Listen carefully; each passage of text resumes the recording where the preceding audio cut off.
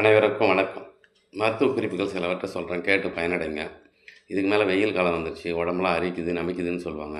இது மாதிரி இருந்ததுன்னா, அரிப்பு நமிச்சல்லாம் இருந்ததுன்னா, தோல் வியாதிகளுக்கு முருங்கை வேர்லேருந்து சாறு எடுத்து அதை தடவி வந்தீங்கன்னா அரிப்பு குணமாக அதிகமாக வாய்ப்பு இருக்கிறது.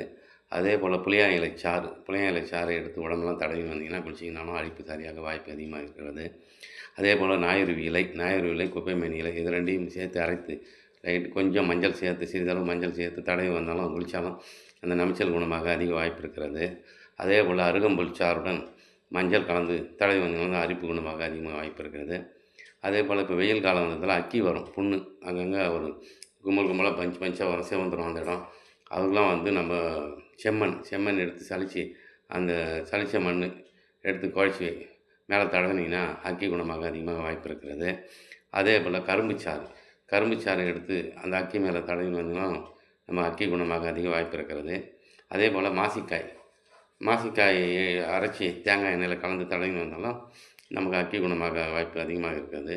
அதே போல் துத்தி இலை துளிர் எடுத்து அரைச்சி நெய்யில் கலந்து தடவி வந்தீங்கன்னா அக்கி குணமாக சீக்கிரம் வாய்ப்பு அதிகமாக இருக்கிறது. அதே போல் வெயில் காலம் வரதால் கட்டி கொப்பளம் போடுதுன்னா அவங்களாம் மாமரப்பட்டை அரைத்து தடவி வந்தோம்னா அது மேலே கட்டி கொப்பளம் மேலும் சரியாகிவிடும்.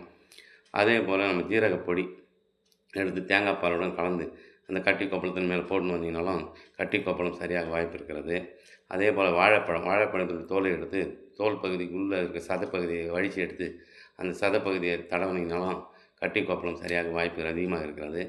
அதே போல் மூக்கிரட்டை கீரை வேரை போட்டு தழையும் போட்டு கொதிக்க வச்சு வடிகட்டி கஷாயம் மாரி குடிச்சின்னு வந்தீங்கனாலும் கட்டி கொப்பளம் சரியாக வாய்ப்பு அதிகமாக இருக்கிறது. அதே போல் வெயில் காலம் வந்துடுச்சு, வெயில் காலம் வந்ததால் நுங்கு சாப்பிடுங்க. நுங்கு சாப்பிட்டிங்கன்னா கண் வலி வராது, கண் பார்வை தெளிவடையும், மார்பக புற்றுநோய் வர வாய்ப்பு கம்மி, கல்லீரல் சம்மந்தமான நோய்கள் வர வாய்ப்பு கம்மி. நுங்கு சாப்பிட்றதால் தாய்ப்பாலும் நன்றாக சுரக்கும், உடம்பு குளிர்ச்சியாகும், மலச்சிக்கல் வராது, செரிமான பிரச்சனை இருக்காது, வாந்தி மயக்கம் எதுவும் சோர்வு ஏற்படாது. நுங்கு சாப்பிடுங்க, வெயில் காலம் வந்துடுச்சு. அதே போல் அங்கங்கே பனங்கிழங்கு வித்துன்னு இருக்குது, பனங்கிழங்கு சாப்பிடுங்க, சக்கரை வியாதி குணமாக அதிக வாய்ப்பு இருக்கிறது. அதே போல் கருவேப்பிலை பழம் சாப்பிடுங்க, கண் பார்வை தெளிவடைய அதிக வாய்ப்பு இருக்கிறது. அதே போல் பீர்க்கங்காய் உணவில் சேர்த்துவாங்க, மஞ்சள் காமாலை வராது, வெயில் காலம் வந்துடுச்சு, உடம்பு குளிர்ச்சியாக வச்சுக்கும், செரிமான பிரச்சனை வராது, கண் பார்வையும் நல்ல தெளிவடையும். அதே போல் தூதுவளை ஊறுகாய் அரைச்சி சாப்பிடுங்க, செரிமான பிரச்சனைக்கு நல்லது. அதே தூதுவளையுடைய ஊறுகாய் அரைச்சி சாப்பிட்டோம்னா கண் பார்வை தெளிவடைய அதிகமான வாய்ப்பு இருக்கிறது. மக்காச்சோளம் அடிக்கடி உணவில் சேர்த்துணுவாங்க, மக்காச்சோளம் அடிக்கடி சாப்பிடுங்க, ஸ்வீட் கார்ன் விற்கிறதுக்கெலாம் சாப்பிட்டிங்கன்னா கண் பார்வை தெளிவடையும், புற்றுநோய்கள் வர வாய்ப்பு கம்மி. அதே போல் சக்கரை வள்ளிக்கிழங்கு சாப்பிடுங்க, நுரையீரல் புற்றுநோய் வாய்ப்பு கம்மி, தைராய்டு கண்ட்ரோலுக்கு வரும். நம்ம சேனலை சப்ஸ்கிரைப் பண்ணுங்கள், லைக் பண்ணுங்கள். இன்னும் சில மருத்துவ குறிப்புகளோடு உங்களை சந்திக்கிறேன். நன்றி.